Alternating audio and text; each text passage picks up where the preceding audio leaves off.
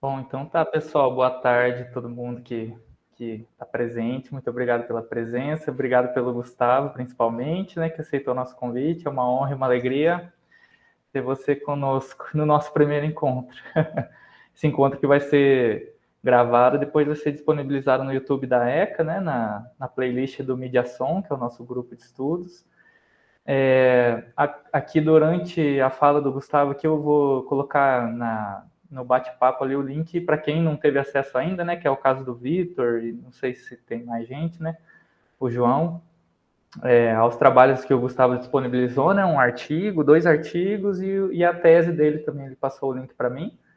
Então, acho que ali no vídeo do YouTube também a gente vai estar disponibilizando, né, na descrição para quem quiser ter acesso a esse trabalho, a esse material, né? Bom, vou dar uma apresentada aqui do Gustavo para todos, né? E para quem não conhece, o Gustavo é professor assistente no corpo docente de estudos de informação e tecnologia da Universidade de Toronto e também é coordenador da área de cultura e tecnologia do mestrado em informação, também na Universidade de Toronto. A fala dele hoje vai estar relacionada à sua pesquisa, né? Que é em circulação e curadoria musical afetadas pelas tecnologias de mídias sonoras e sistemas de recomendação.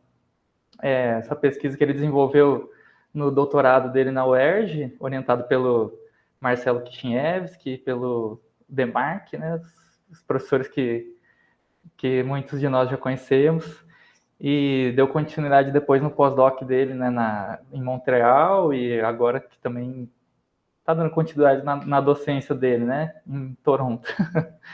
E, e é isso, estou muito feliz pela presença dele. A gente é colega de longa data, né, da graduação na Universidade Estadual do Centro-Oeste do Paraná. E é isso, Gustavo. Acho que, como combinado, a gente pode fazer tipo, né, uma fala de 30 a 40 minutos. E acho que daí, quem quiser perguntar, né, no final da fala, quem tiver com a câmera fechada e quiser mandar pergunta, né, por escrito aqui, eu vou anotando também. Beleza? E fique à vontade. Ok. Bom, muito obrigado, né? Eu acho essa sessão aqui é uma coisa meio inesperada, diria, né? 20 anos depois, né, Eduardo? Mas de um inesperado muito prazeroso, né? Muito feliz, de compartilhar esse espaço com você e com o grupo, né? O Eduardo. Vicente, que inclusive, né, passei raspando ali, quase fui trabalhar com ele ali durante o doutorado na ECA, mas isso em 2016 mesmo, eu fui trabalhar com o Marcelo, fui selecionado na UERJ. Ah, mas é interessante também pensar que justamente a gente tem tantos pontos em comuns, inclusive o Marcelo Kishinevski e o Léo, né, Demarque, e que a gente não tinha ainda tido nenhum encontro desse nível, né? Um encontro acadêmico. E é interessante ver também outras pessoas aqui que eu leio, como o Daniel Gambaro, né? Que eu li trabalhos dele e ele está na minha tese. Ah, a minha fala aqui, ela vai ser um tanto. Eu criei um PowerPoint aqui que eu vou tentar colocar. Eu confesso que estou mais acostumado com o Zoom. Então, eu não sei como é que isso vai acontecer, mas veremos aqui. Deixa eu. Espera aí, só um pouquinho. Mas os slides e a fala, eu peço desculpas, vai ser um pouco meio desorganizado, porque eu tenho três coisas que eu quero falar e que eu quero relacionar com os textos que eu mandei, que são os textos mais recentes, acho que talvez até mais relevantes para mim nesse momento, né? Enfim, é, são mais relevantes para minha produção. Eu acho que eu consegui aqui fazer o esquema que eu queria, deixa eu ver. Mas, ao mesmo tempo, também eu estou num momento, assim, de uma transição de carreira, não transição de carreira no sentido de mudar de carreira, mas no momento em que eu acabei de assumir essa vaga aqui, na Universidade de Toronto. Eu comecei ah, em julho. Vamos ver se agora vai funcionar. Aí, acho que vocês estão vendo aí, gente. Sim, Sim, entrou. estamos vendo. Ok, legal. Então, vamos ver se... Isso, muito bem. Comecei aqui na Universidade de Toronto em julho. e nessa função, que é uma função de professor assistente teaching stream, seria uma coisa como faixa docente, em que o privilégio, o destaque está dado à atuação na docência, né? A atuação não na pesquisa, como seria o tenure track, que é a posição mais tradicional e que é a posição que se traduziria para as posições de professor no Brasil. Então, nesse sentido, eu estou numa posição em que a pesquisa ela se torna menos relevante para a minha carreira dentro da Universidade de Toronto do que a atuação em docência e uma pesquisa que seja focada em ensino. Então, dessa maneira, eu coloquei aqui 3 tópicos que eu queria discutir, fazendo essa relação entre a minha pesquisa, que eu não vou abandonar, obviamente, que não vai ser deixada de lado, mas que precisa também ser balanceada com uma preocupação mais com a docência. Então, eu quero tocar nesses 3 temas. Como eu disse, tem slides aqui que são organizados de uma certa maneira, mas talvez sejam muito longos, e aí eu vou cortando e falando só elementos mais assim fundamentais. Na verdade, assim, começando com a questão da playlist como um formato, que para mim é uma questão cara e complicada, né, controversa, gera muita discussão e muita questionamento sobre a conceituação da playlist como um formato, que está na minha tese, é, e vai ser a grande ênfase aqui da fala, e depois vou partir para 2 pontos mais. O segundo ponto, os desafios da interdisciplinaridade, tem a ver com o meu pós-doc, que eu fiz aqui no Instituto de Inteligência Artificial, em Montreal, em que a gente tinha um projeto interdisciplinar, que é o resultado, cujo resultado é o texto em inglês, que eu enviei para vocês, inclusive que envolveu aqueles autores daquele trabalho, né? Então nós temos ali 2 pós-docs, que sou eu e o Andrés Ferraro, e 2 professores já muito bem estabelecidos, né? Um é, pesquisador do Google e agora, no momento, professor na Universidade de Carnegie Mellon, nos Estados Unidos, e a professora Georgina Bourne, que é bem famosa por os estudos na música, mas também pelos estudos na mídia pública. E vocês veem no texto essa influência direta. Então, no ponto 2, eu não vou tocar no conteúdo necessariamente do texto, mas na experiência do pós-doc, como essa interdisciplinaridade com o Andrés e o professor Fernando Dias da computação e eu e a Georgina das humanidades, a Georgina da antropologia e eu da mídia e da comunicação. Vou tocar um pouco nesses pontos, me enviando daí, então, saindo desse ponto para ir para a questão de ensino, né? No sentido, como eu disse, ligado à minha transição agora aqui, com foco na questão do ensino, e que são questões que eu estou começando a pensar agora, e levantando em relação às questões de tecnologia, crítica de tecnologia para mídia, né, e para circulação musical, que é o meu interesse. Então eu começo com a questão da playlist como um formato, e aqui, vocês vão ver que a qualidade dos slides agora cai, porque era só as capas que já estão meio feitas.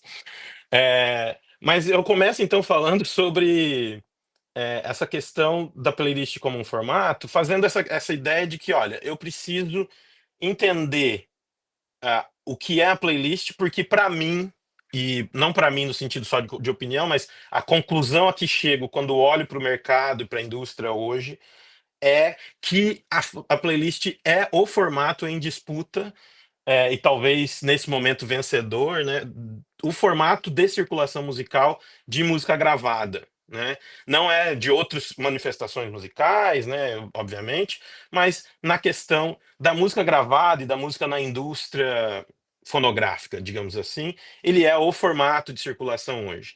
É, e eu chego a essa conclusão porque eu vejo que nós temos as plataformas digitais como centrais e dentro dessas plataformas a ênfase no uso da playlist.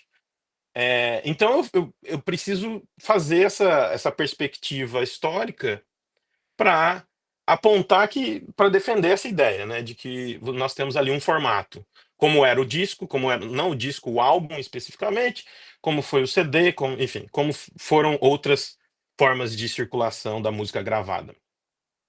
É, eu começo dizendo assim, olha, existe uma história desse processo da playlist que inicia com rádio, né? Então a playlist ela não deve ser esvaziada desse seu sentido radiofônico e ela começa com ali essas três referências, digamos assim. Não são definições, né? Mas era assim que a playlist era entendida de princípio.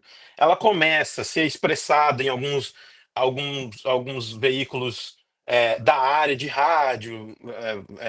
No caso da minha tese, eu tenho uma arqueologia ali de uma revista sobre radiofonia, sobre rádio dos anos 50, 60, e ela aparece ali como um catálogo disponível para os DJs de rádio daquele momento. E também é importante dizer que, é claro, eu estou falando aqui da playlist em inglês, né? Então, da origem desse termo em inglês, então, obviamente, isso vai ter uma ênfase no mercado norte-americano, mas que eu também equalizo, pelo menos na tese, eu equalizo isso inclusive usando o trabalho do Eduardo Vicente, né, e de outros, é, com ali o processo de transformação da indústria musical brasileira, com os maestros, né, com algumas outras figuras que faziam esse processo de DJ também, né? Mas aí, nesse sentido, a expressão playlist não vai aparecer no Brasil, obviamente, ela vai aparecer nos Estados Unidos, se referindo a um catálogo disponível para os DJs, né? Então os DJs fariam uma seleção de músicas que estariam disponíveis para eles tocarem no rádio. E isso seria a playlist. E não seria o que ele tocou, né? O que ela ou ele tocaram na transmissão, mas aquilo que tem disponível. A minha playlist é o meu catálogo disponível. Isso também vai aparecer de uma maneira diferente em algumas outras publicações. A playlist vai se referir aí sim ao que foi transmitido. Então, ela se refere a um relatório de veiculação das músicas nas estações de rádio e, é, e depois, obviamente, nos anos 90, ela vai aparecer como uma lista de reprodução de arquivos digitais, né, no computador. Então, assim, você tem ali essa sequência de mudança de significado do que significa falar uma playlist, né? E você tem uma situação em que essas playlists, enquanto catálogos do DJs, né, elas estão ligadas à atuação do DJ como aquele entertainer, aquela pessoa que cria o programa para o entretenimento das pessoas no rádio, e também o que vai gerar as discussões sobre jabá, payola e tal, que é a questão deles serem intermediários da indústria, né? Eles vão ganhar presente para que a música esteja lá, etc. Então você tem essa figura dos DJs como esses intermediários que criam essas playlists e que, na sequência, vão ser, inclusive, meio que conduzidos por essa discussão sobre jabá e tal, ter colocados de canto, digamos assim, para uma figura chamada de diretor de programação ou programadores que vão ser entendidos como técnicos ou institucionalizados. Nada disso que eu estou dizendo realmente é necessariamente como a pessoa se identifica ou como o profissional se identifica. Estou falando mais sobre o entendimento, como é que isso aparece nas mídias e no discurso sobre o rádio nesse momento, né? E esses programadores que são mais técnicos, institucionalizados, ligados a, a, supostamente uma escolha mais profissional, né, sobre como é que eu vou escolher as músicas que vão ser veiculadas, estão ligados a, a ascensão dessa coisa que a gente chama de rádio formato, né? Então, é aquele rádio que vai formatar a sua programação de acordo com a segmentação de público, né? E com um suposto cientificismo de análise do que é o público quer ouvir e o que é que traz audiência para a rádio, né? É, então, essa transição de DJs para programadores vai estar ligada a isso. O que vai levar a uma certa, isso num período longo, né, dos anos 50 até o início dos anos 90, a uma certa preocupação, uma discussão sobre, olha, os DJs eram entertainers, eles eram artistas, eles criavam essas playlists de uma maneira, com uma discussão estética, né, com uma questão de você fazer uma programação musical uma criação, né, de programação musical. E aí esses programadores agora são frios, né? Eles não é uma coisa assim que não liga muito para a indústria, para a cultura musical, se preocupa mais com a questão do mercado, com a questão das empresas de rádio, de música e tal. E você vai ter essa preocupação que é uma preocupação que desperta alguns poucos estudos sobre a questão da programação musical, que vão enquadrar, vão tentar entender quem são essas pessoas produzindo essas playlists, né? A partir de uma discussão do que eles chamam de filosofia de programação, né? Quais são as motivações para a escolha de música, né? E quais são as práticas, as formas como esses atores no campo do rádio vão selecionar a música. Mas não como, não como essa coisa de descrever ou de uma preocupação com a frieza ou não, e sim a partir de entrevistas, a partir de interagir, a partir de falar com as pessoas que trabalham com isso, né? E eu vou tirar dessa ideia, das filosofias de programação, uma ideia de falar, olha, eu preciso entender por que que a playlist hoje, por que que nós temos esse mesmo nome para uma prática de circulação musical, né, e ordenação de músicas, etc. É, e qual é a filosofia de programação que essa nova prática tem, se é que nós estamos compartilhando aí a mesma palavra, né, o mesmo termo para se referir a essas práticas. E é um momento em que eu falo, olha, então você veja, você tem ali uma maneira de organizar uma experiência musical que nasce profissional num campo mais artístico, num campo mais criativo, digamos, passa por um processo de profissionalização e tecnicização, né? E de repente surge no computador e depois nas plataformas de streaming. É, e é por isso que eu começo a chamar de formato. Olha, você tem um formato que é transmediático, um formato que trafega, que transita entre diferentes mídias, né? E claro, não vou entrar também na definição do que é formato e tal, porque acho que não tem um tempo suficiente para isso. Mas o formato seria isso que carrega entre diferentes possibilidades de mídia, carrega medialidades, carrega a capacidade midiática daquele objeto. Então, seria o formato, nesse caso, transitando entre rádio, computador, internet, seria o que está carregando essas possibilidades midiáticas entre diferentes meios, né? Ou uma das partes, né? Um dos elementos contribuindo para isso. E a cada trânsito, a cada mudança de mídia, o que ele faz, ele se torna mais dependente de elementos técnicos, né? Você tem o rádio formato, você tem o rádio do DJ, a playlist do DJ como uma playlist extremamente criativa, sem muitas restrições, com algumas restrições, mas restrições institucionais, regulatórias, né? Governamentais. Você passa para um rádio formato que começa a criar restrições técnicas, no sentido, olha, tem pesquisa de público aqui dizendo que esse é o tipo de música que precisa ir, né? Tem aqui um critério, então é o top 40, isso significa que serão as 40 músicas mais famosas, vão ter uma rotatividade, aqui toca mais, supostamente será que vai ficar em primeiro, então tem toda uma questão matemático, organizacional, que acaba impregnando a playlist. E quando você passa para o computador, agora ela começa a depender de software, de interface, de capacidade de reprodução, enfim, de uma série de outros elementos técnicos que vão estar presentes na constituição da playlist, na maneira de se fazer. Obviamente que no rádio você tem questões de transmissão, questões, né, de organização da programação, que também são técnicas, né? Mas nesse caso, no caso da playlist digital, isso se torna mais visível, né? E baseado nisso, eu faço uma tipificação, que também na tese eu faço uma discussão sobre é, o que é playlist e o que não é, né? O que não deveria ser playlist, que eu também não vou tocar aqui.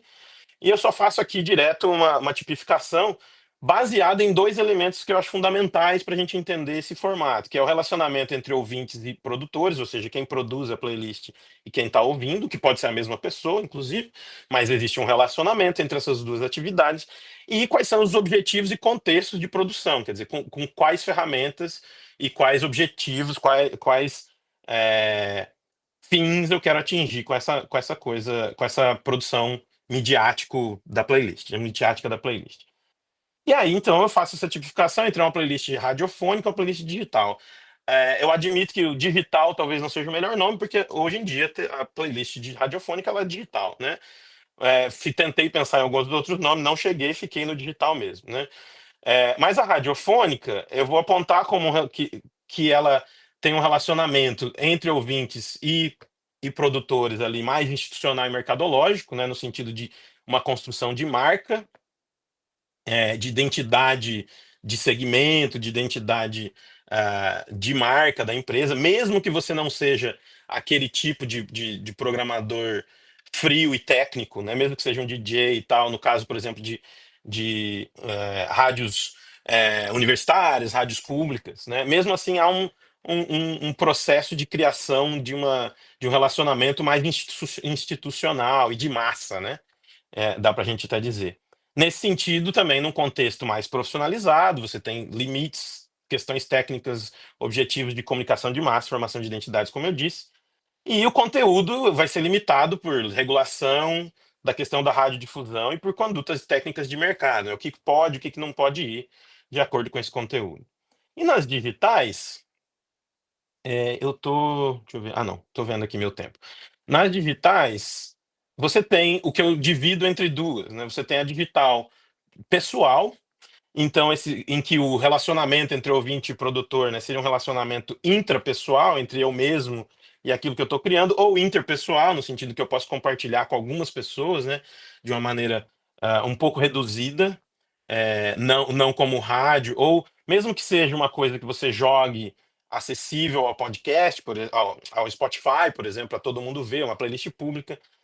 Há uma limitação de valência entre o que você faz como uma pessoa no Spotify e o que uma rádio, uma estação de rádio faz. Então, é um relacionamento um pouco mais interpessoal do que massivo, né?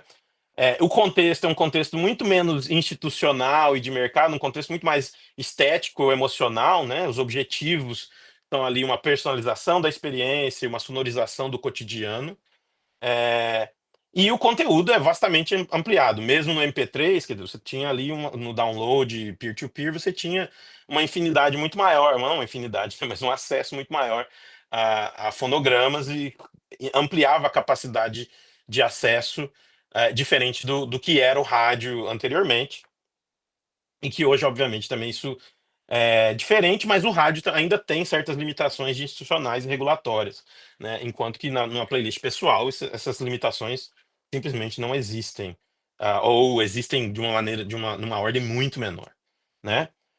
E na profissional, na digital profissional, que é o que eu estou chamando, ela vai envolver tanto a curadoria humana, que é uma herdeira do rádio diretamente, quanto a coisa algoritmo e automatizada, mas principalmente a ideia de que essas dois tipos não são separados. Na plataformização, você tem um trânsito entre automatização e curadoria que é até muitas vezes impossível de você determinar.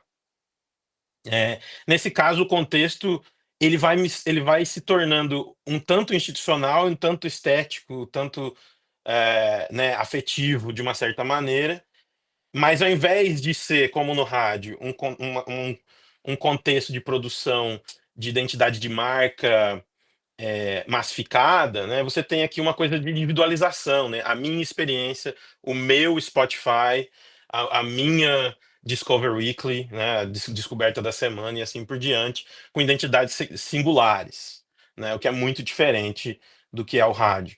E um conteúdo, entre aspas, infinito, né? Que pode ser, que está mais ligado a uma questão afetiva. Se você vê as lógicas de produção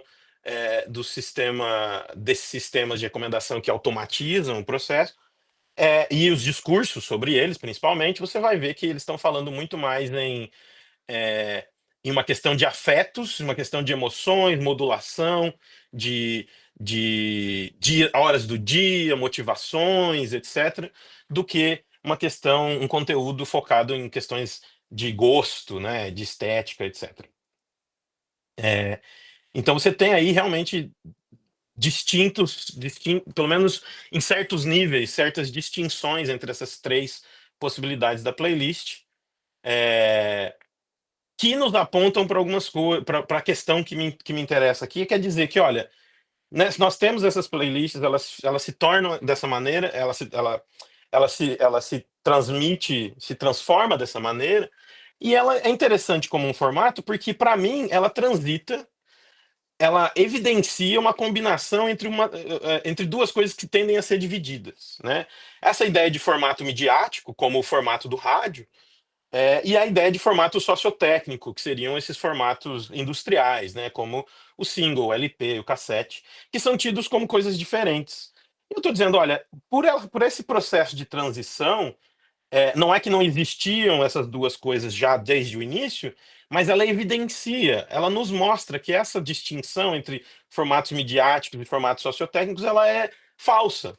E ela evidencia essas duas coisas em combinação por causa desse processo de se tornar cada vez mais sociotécnica, do que é, criativa né, uma produção mais midiática.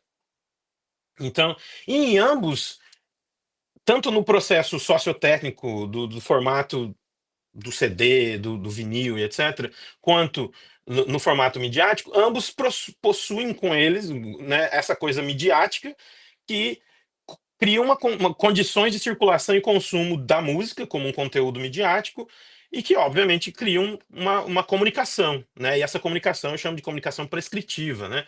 Uma comunicação que orienta a audição musical sem determiná-la, né? Ela se baseia em uma credibilidade, um relacionamento com o ouvinte. É possível que o ouvinte fuja dessa prescrição, por isso que eu gosto muito dessa expressão, né? Porque ela não está impondo necessariamente a audição, mas ela tem um poder de credibilidade muito grande em que ela vai prescrever certas experiências musicais. Então, a playlist ela teria essas duas coisas, né? Num caráter técnico da comunicação, ela teria essa ideia de você ter o estudo do público, a construção de uma certa narrativa, de uma certa visão estética, como evidenciada nesses novos subgêneros, né, que surgem a partir da recomendação musical. É, E o caráter sociotécnico, né? Essa coisa de você depender de certos dispositivos, de abordar a música como esses sinais sonoros, a forma como esses sinais sonoros vão ser transmitidos ou não, e obviamente a interface, como essa música é apresentada numa playlist e tal. Então ela evidencia esses dois caráteres internos e que, obviamente, para mim, que é muito interessante, faz com que eu possa, inclusive, chamar atenção de plataformas como Spotify, como Apple Music, como Deezer, e falar, olha, vocês são mídia, né? Essas empresas são empresas de mídia, elas constroem comunicação a partir, por exemplo, do formato da playlist. O que é aquela coisa dessas plataformas se venderem como mídia quando as interessa e se venderem como meras intermediários, meras plataformas de navegação, em algumas vezes. Então, esse é assim, o meu argumento da questão da música. Os outros dois itens são mais curtos, eu prometo, eu acho que eu vou conseguir me manter no tempo, possivelmente, né? Era de 30 a 40, então acho que vai estar tudo bem. Mas vocês estão vendo também que eu estou meio que correndo aqui. É, o que me leva, então, à questão de Gustavo, como. desculpa te interromper. Você não precisa Oi. correr, fica à vontade no tempo. Estamos felizes aqui te ouvindo, tá bom? Tempo é seu, fica tranquilo. Sem problema. É que eu prefiro dar espaço para a gente conversar depois, né? Ao invés de só ficar me ouvindo aqui. Não, claro, sim, mas não se angustie. Uhum.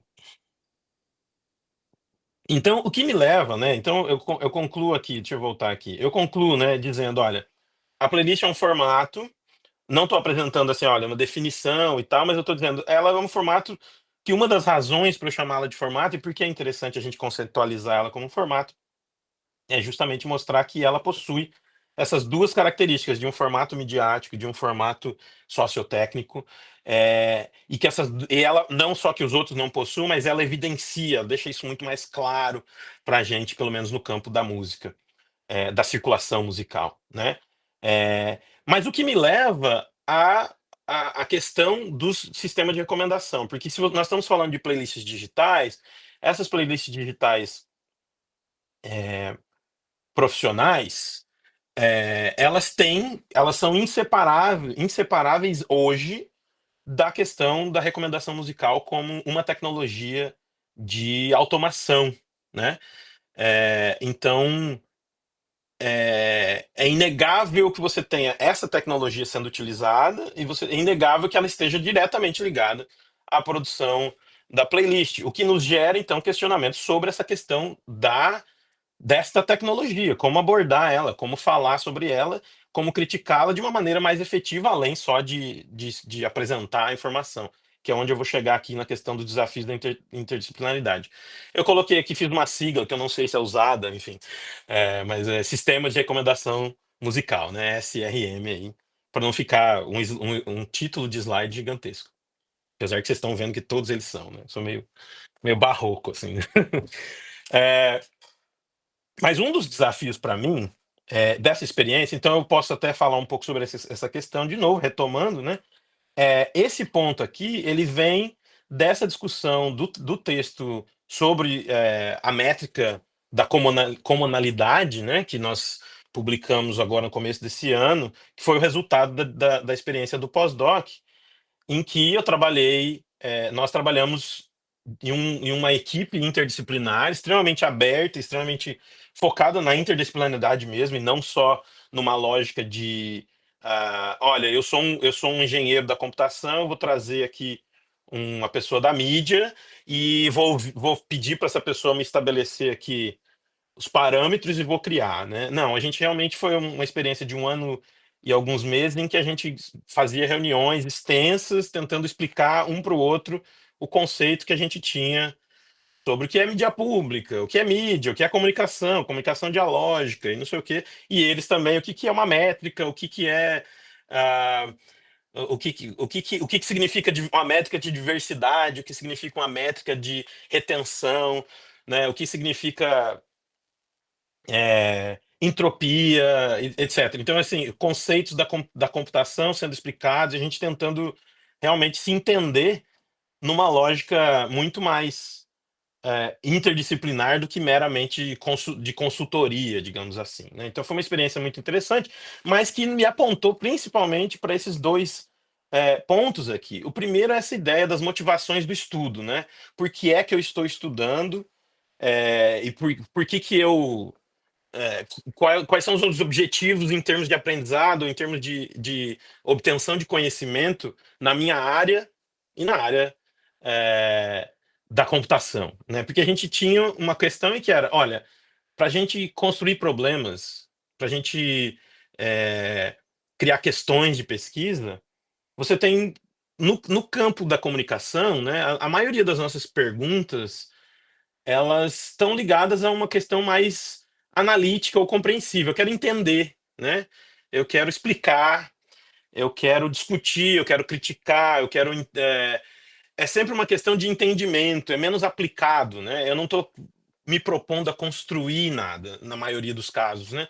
Muitas vezes sim, mas na maioria dos casos o que você vê uma discussão sobre, olha, como é que as mediações musicais afetam a cultura musical, como é que a criação, uma estação de rádio auxilia ou não numa cena musical, como é que uma cena musical se articula, então como, né? Muito, assim, muito tentando entender. E na computação, uma coisa que eu percebi interagindo, não só com ali a equipe que a gente estava conversando, mas também naquele Instituto de Inteligência Artificial, né, que é um pioneiro ali em Montreal, o Mila. Então a gente participava de outros grupos, né, e conversava com várias pessoas de vários projetos diferentes em que a maneira como eles organizam a sua pesquisa, a sua busca pelo conhecimento é muito mais aplicada, né? Como é que eu faço isso? Como é que eu obtenho aquilo? Como é que eu construo alguma coisa, né? É uma visão assim de engenharia, né? Então assim é uma coisa muito mais aplicada e pragmática, né? E aí as preocupações deles estão ligadas assim, olha, tá, como é que eu faço isso usando menos computação, né? Menos poder computacional, ou seja, gastando menos energia, né? Como é que eu faço para medir aquilo que a empresa quer que eu meça, né? Como é que a empresa quer relacionar lucratividade a o número de usuários? Como é que eu faço essa ponte? Com o número de usuários subindo, descendo? Então, esse é o tipo de coisa que eles estão preocupados, né? E, obviamente, não é só uma questão, porque não é o campo do marketing ou do comércio, né? Então, tem uma questão também da efetividade do sistema, né? Como é que eu faço, como é que o meu sistema tem que ser para que o usuário fique satisfeito, né? Então, essas são as questões que eles constroem, né, na busca de uma pesquisa deles, que para nós é muito diferente, né? Assim, pelo menos é isso baseado na minha experiência. A gente está muito mais ligado a uma ideia de como é que os sentidos se constroem a partir das experiências, né? Mais do que como se a gente estivesse promovendo essa construção. Então, essa é um ponto de tensão, né?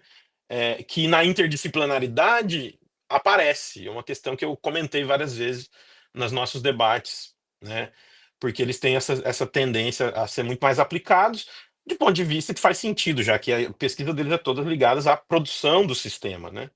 Enquanto nós queremos entendê-lo por um outro lado. É, o que nós achamos como ponto de conexão, digamos assim, ou um ponto possível, né, de discussão, foi a gente olhar para o sistema de recomendação a partir da avaliação, né? Como é que eu avalio o resultado, né, desse sistema? E para nós ali foi propor que a gente tinha que entender o sistema de recomendação como uma tecnologia de mídia pública. E não não apenas como uma tecnologia separada, primeiro isso, né? Separada de uma construção midiática, né? Que, não, sistema ele é apenas uma arquitetura que forma ali a arquitetura de navegação. É uma maneira de você achar aquilo que você quer, você dá na mão do usuário e ele acha, né? E primeiro de tudo é superar essa ideia e colocar, olha, não, o sistema de recomendação, ele está prescrevendo, ele está criando um formato, né, que é a playlist, e ele está prescrevendo coisa, ele está criando uma mensagem ali, ele não está só estabelecendo algo que o usuário tem todo o poder de usar para achar aquilo que quer. Existe ali o estabelecimento de uma troca simbólica. E aí, por isso, a gente fala, então, veja, tem um lugar, tem uma área, tem um campo que nos propõe olhar para mídias de maneira diferente, que não seja apenas lucrativo, né, com a intenção do lucro, que seria as mídias de serviço público, que tem uma longa história de criação de princípios, de discussões sobre como é que avalia esses princípios, etc., nesse espaço de mídia pública.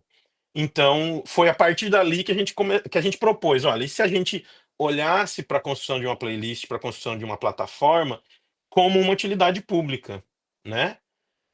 E aí, quais seriam as perguntas, quais seriam essas questões? O que nos traria, então, a esse segundo desafio, digamos assim, que é esse desafio do traduzir princípios para objetivos técnicos, né? Princípios que muitas vezes são filosóficos ou morais ou éticos, para o que é aquela prática da ciência da computação, que é falar, olha, como é que eu construo esse sistema, né? Quais elementos matemáticos eu preciso utilizar para construir esse sistema. Então você veja, você tem esse princípio comercial, né, focado em lucratividade, que traduz, né? Então, assim, você tem o princípio comercial que é a lucratividade, né? Uma lucratividade que hoje no sistema financiarizado que a gente tem de startups, né, não vai ser a lucratividade da plataforma em si ou do serviço em si, mas vai ser a lucratividade dos investidores, né? A lucratividade dos fundadores, quer dizer, essas pessoas é que precisam é, ter uma perspectiva de ganhar dinheiro, não necessariamente o negócio, né, que é constantemente financiado artificialmente. E essa lucratividade, então, ela vai se traduzir em coisas técnicas que é mais ou menos aquilo que eu estava falando antes de questões, né? Quais são as questões que eles geram?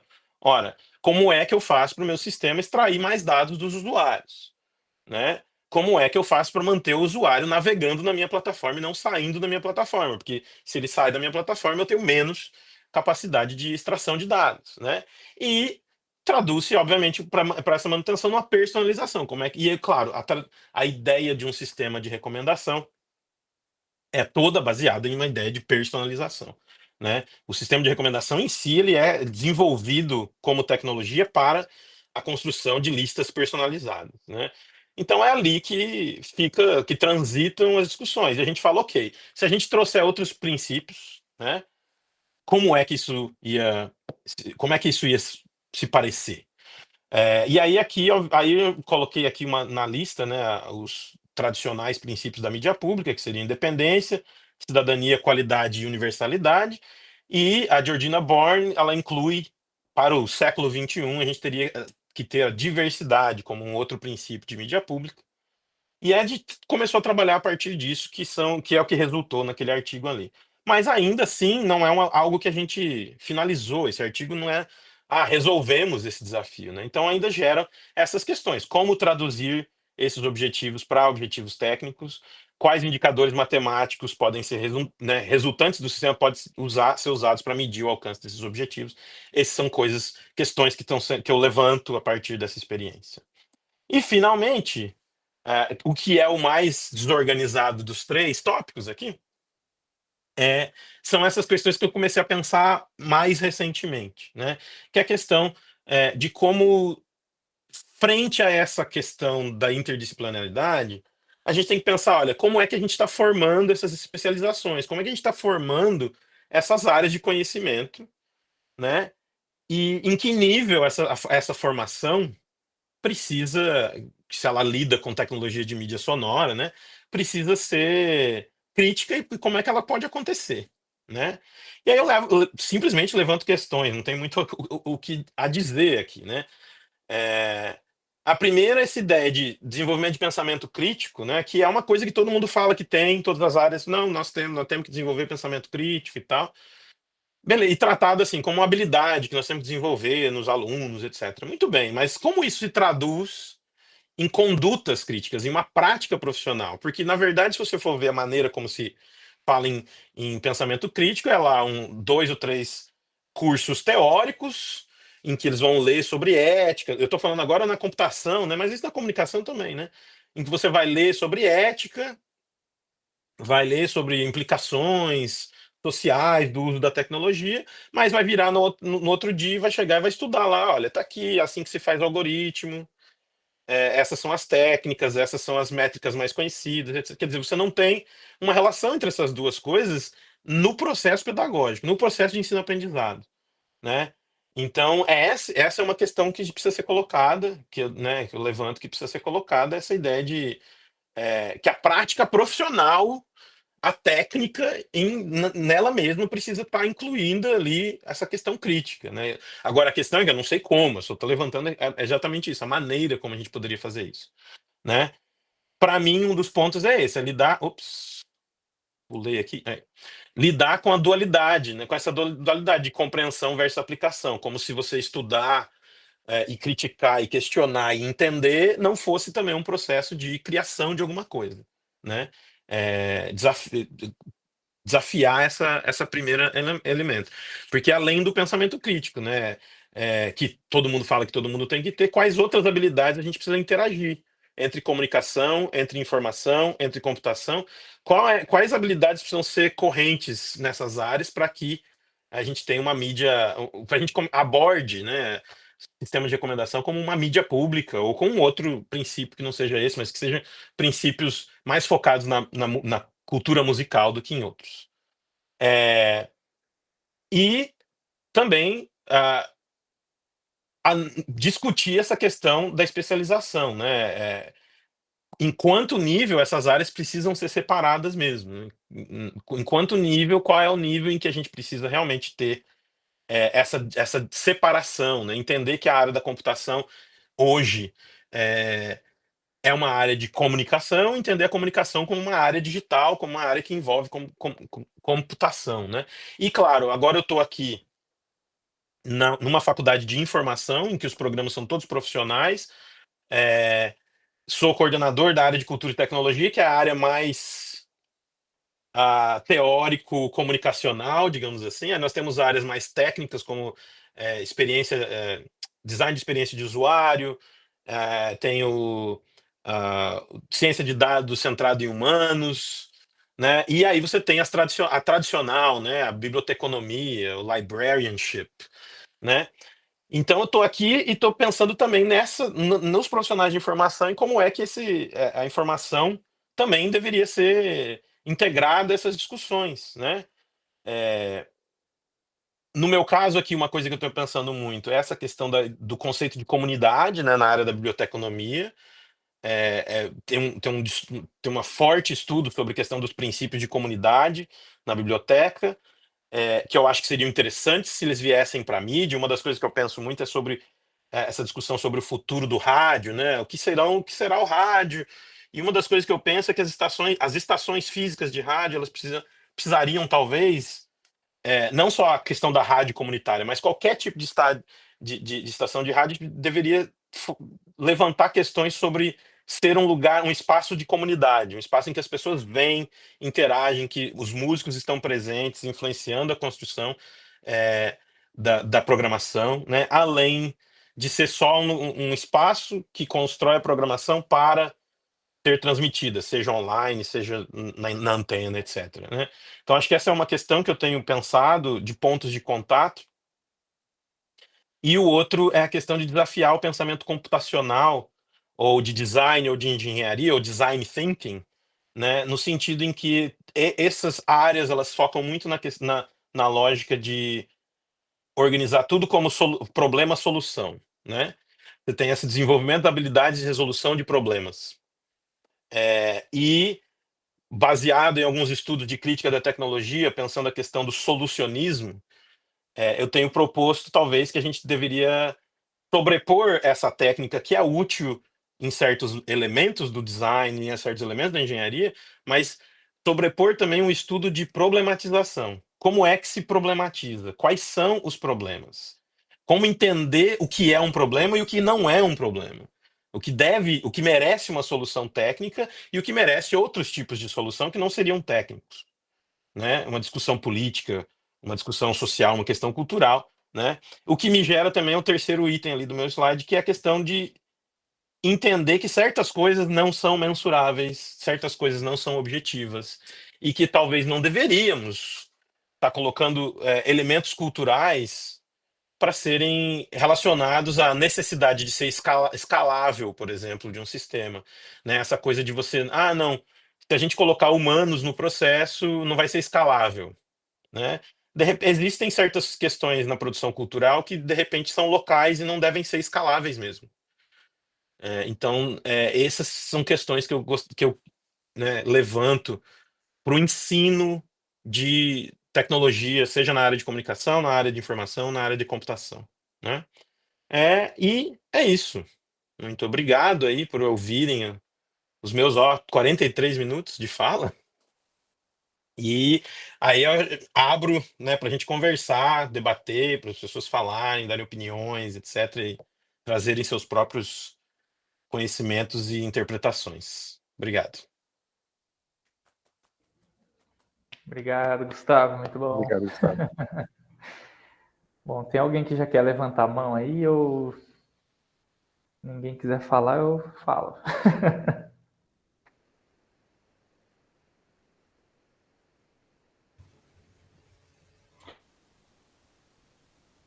Não, não, Edu, fica à vontade. Eu tenho perguntas também, mas eu deixo as minhas para o final.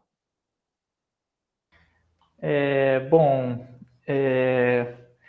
eu acho que eu gostaria de começar falando, assim, que pelo que eu entendi da proposta de vocês naquele artigo da pós, né, que vocês, além de conseguirem fazer algo que acho que na tua tese você falou que foi uma limitação de não ter tipo uma pesquisa quantitativa, por exemplo, né, e tal, e acho que foi algo que vocês conseguiram trabalhar, né, um pouco nesse outro artigo, mas vocês também, né, recomendam algumas ações que poderiam ser feitas e tal, com base nesse princípio de rádio pública, né? E, enfim, calma aí, deixa eu retomar meu pensamento aqui. Não, a questão é a seguinte, que assim, apesar disso, né, de sugerir essas medidas, e que seria meio que esperar uma postura de responsabilidade social, por exemplo, de uma empresa dessas, né, tipo, que a gente sabe que, eu não sei se você encara as plataformas, né, de streaming meio que equivalentes às mídias sociais, que eu acho que sim, né, que assim, em termos de regulamentação, que eles não estão muito, né, aí para isso, né, que isso já por si só já seria um desafio, né, eu sei que para termos de discussão e termos pedagógicos, né, são super válidos e tal, mas ao mesmo tempo vocês também não parece que não batem tanto de frente, assim, né, essas recomendações até tem um trecho ali que vocês falam que é para ajudar eles próprios a pensarem melhor, né? Tipo, essa recomendação, para a recomendação funcionar melhor, né? Tipo, você incluir esses outros aspectos, né? Da diversidade, da etnografia, né? E tal. Então, eu gostaria de saber, assim, como que vocês pensam, né? Além da relação só da teoria ali, né? Tipo, do que seria, né, o ideal. Não sei, né? Tipo, a postura dessas empresas e como que elas reagiriam a isso, né? Enfim. Então, três pontos. O primeiro é o seguinte: o desafio desse artigo, ele tinha três grandes elementos. O primeiro era convencer essa comunidade, né, do pessoal do sistema de recomendação, de que, e não só essa comunidade, na verdade, a comunidade de mídia também, de comunicação, de que a cultura também deve ser considerada nas discussões sobre redes sociais e mídias digitais. Porque fala-se muito em democracia, política, isso fake news, e isso assim, publicações sem fim sobre isso. E também tive no Congresso Internacional recente, era isso, assim, o debate era esse, e quando eu falava em cultura, ficava todo mundo meio assim, como assim? Questionando. Então, esse era um dos desafios. Todo mundo assume que a questão das fake news e das eleições e da política institucional são importantes e devem ser reguladas e discutidas. Ninguém assume que, no caso de mídias de cultura, de entretenimento, isso deveria ser debatido. Então, esse era um desafio. Convencer, e aí a gente perde um tempo enorme ali no começo do artigo, tentando fazer esse convencimento, falando sobre a ideia de cidadania cultural, né? Falando, olha, existem dinâmicas de cultura que influenciam a cidadania, né? Que influenciam no sentido, né, a realidade da cidadania. Então, essa era uma questão, esse era um desafio. O segundo desafio está ligado a esse, que é o argumento de que no caso da cultura, você está impondo. Então, assim, é uma visão, é um argumento bem neoliberal, assim, bem ligado à ideia do usuário como poderoso, o usuário como que a gente também tem, né, a ideia do usuário como agência, mas colocado como assim, o poder do consumidor. E se você estiver criando qualquer coisa que esteja indo contra essa ideia do poder do consumidor, ou que pareça que esteja indo contra essa ideia do consumidor, vai ser tratado como errado, assim. Esse artigo que a gente publicou, a gente apresentou numa conferência no final de 2022. Só que a gente não, a gente apresentou num painel. E aí, então, as pessoas vinham conversar, a gente explicava, assim, pessoalmente, né? E, assim, a maioria das pessoas vinham com essa, inclusive alguns brasileiros que eu encontrei lá. Ah, mas você quer impor, isso não é elitista, isso não é o Estado paternalista, isso não é paternalista, você querendo impor diversidade na playlist da pessoa, né? Então, esse era o segundo desafio que a gente tinha olha, por isso a gente não podia simplesmente dizer, olha, personalização não, né? A gente tinha que dizer, olha, personalização tem seu lugar, mas é necessário que a gente considere as outras coisas. Então esse era o terceiro o segundo desafio. Eu acho que, na verdade, são 2 desafios, daí eu tenho uma questão que é só uma explicação. Você comentou sobre o que é que a gente propôs. O que a gente propôs, né, foi considerar universalidade e diversidade como 2 princípios de mídia pública, de mídia de serviço público, que poderiam ser traduzidos em uma métrica que a gente chamou de comunalidade, né? E a métrica, só assim para explicar como é que funciona isso, né? Ela deve ser o seguinte, olha, você tem uma quantidade de dados, né, infinita. Esses dados precisam traduzidos em um número de 0 a 10, no caso, né? Um número estatístico ali de 0 a 10. Então, como é que você faz isso? Como é que você combina uma série de registros de comportamento, uma série de registros do sistema, para traduzir num número, que vai aparecer num dashboard, assim, cheio de números, né, numa área de trabalho cheia de números. E esse foi o desafio, né? Então a gente, discutindo, chegou a essa ideia de, olha, universalidade na mídia pública significa que a mídia pública ela precisa falar para todo mundo, né? Um canal público ele precisa ser um canal não de nicho. O que já é um desafio também, isso vindo da Europa é tranquilo, mas, por exemplo, na América do Norte e por influência no Brasil, isso é muito difícil de fazer esse argumento, né? A mídia pública nos Estados Unidos é uma mídia pública nichada, né? Você tem ali a NPR, que é uma rede de rádios públicas, e como é que é o nome da TV? PBS, né? A PBS, que é uma rede de rádios públicas, mas o que eles fazem? Eles não têm esses princípios como guiadores, né? O negócio deles, olha, nós temos um público de nicho aqui. No caso do NPR, seriam assim, pessoas que gostam de uma coisa um pouco mais elitizada, uma música alternativa, né? Uma coisa assim. E esse é o nosso nicho. Se a gente manter esse público ativo e dando doações, não sei o que, tá bom, né? Mas isso está contra os princípios de mídia pública que são desenvolvidos na Europa e tem uma discussão no Brasil, mas que, né, é limitada. Que é a ideia de que uma mídia pública ela deve ser, primeiro, financiada pelo Estado, não por doações, né, financiadas pelo público, mas não por crowdfunding, é, e que ela deve falar para todas as pessoas reconhecidas nesse Estado, né, nessa nação, nesse grupamento de pessoas. E aí a gente falou, então, porra, um sistema de recomendação precisa fazer isso, ele precisa falar para todo mundo, né? E daí, enfim, tem várias discussões sobre os detalhes disso, mas era isso. E como é que a gente vai falar isso para todo mundo? A gente traz a questão da diversidade, fala, olha, tem que reconhecer que existem diferentes grupos numa sociedade civilizada, numa sociedade de cidadãos, né? E esses diferentes grupos precisam se ver e poder falar entre grupos, né? Eles precisam falar entre si e falar entre grupos. Então, a gente precisa de uma métrica que fale o seguinte, olha, o quanto esse sistema está recomendando coisas para todos e essas coisas são diversas. E era essa a métrica, né? E é isso que a gente propôs ali. Mas a ideia era isso. Então, assim, o desafio era um desafio. Não é um desafio industrial, não é o Spotify ia proibir a gente de publicar. É um desafio de área, porque a computação ela está contaminada por essa ideia do sistema de recomendação ser uma ferramenta do poder do consumidor. Então é por isso que a gente faz é um artigo longuíssimo, porque a gente precisa fazer metade de uma discussão teórica que talvez não fosse necessária, mas precisa estar lá porque senão você não convence, né? Você não convence as pessoas que vão aceitar a publicação. Então é por aí a coisa. Entendi. Alguém, gente, tem perguntas para o Gustavo?